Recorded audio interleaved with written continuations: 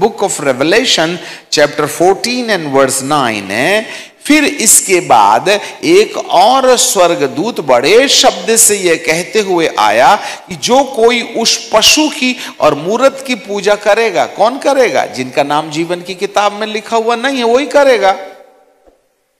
तो उससे क्या फायदा और नुकसान होगा? जरा देखिएगा 13:8 में पढ़िएगा। पृथ्वी के सब रहने वाले जिनके नाम मेमने के जीवन की पुस्तक में लिखे नहीं गए हैं, जो जगत की उत्पत्ति से पहले घात किया गया, वो पशु की पूजा करेंगे। अब जरा 14 अध्याय का 9वां पद में पढ़ गया।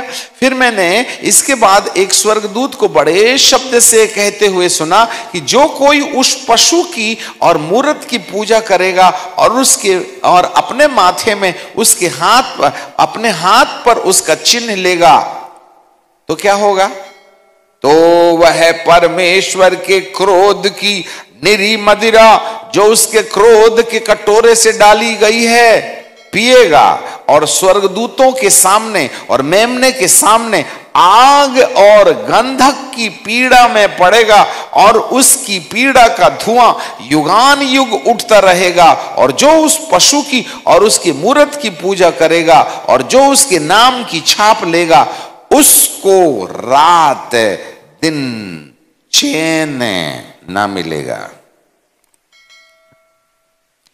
They are going to have the encounter with the restlessness. उनको चैन नहीं है।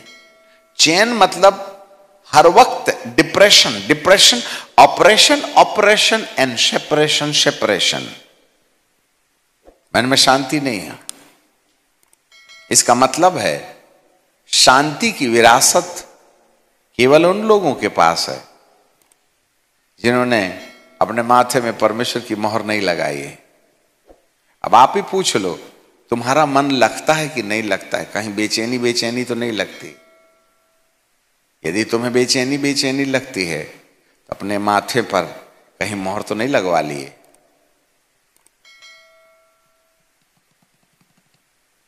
ये अनंत काल तक उस धुएं में हम जलेंगे। ये है परमानेंट लॉस। इस 40, 50, 60 साल की जिंदगी में चंद्र टुकड़ों के लिए, चंद्र भोग विलास के लिए, चंद्र इज्जत मान मर्यादा के लिए परमेश्वर की आज्ञा का बहिष्कार सदा काल की मृत्यु का रास्ता बन सकता है।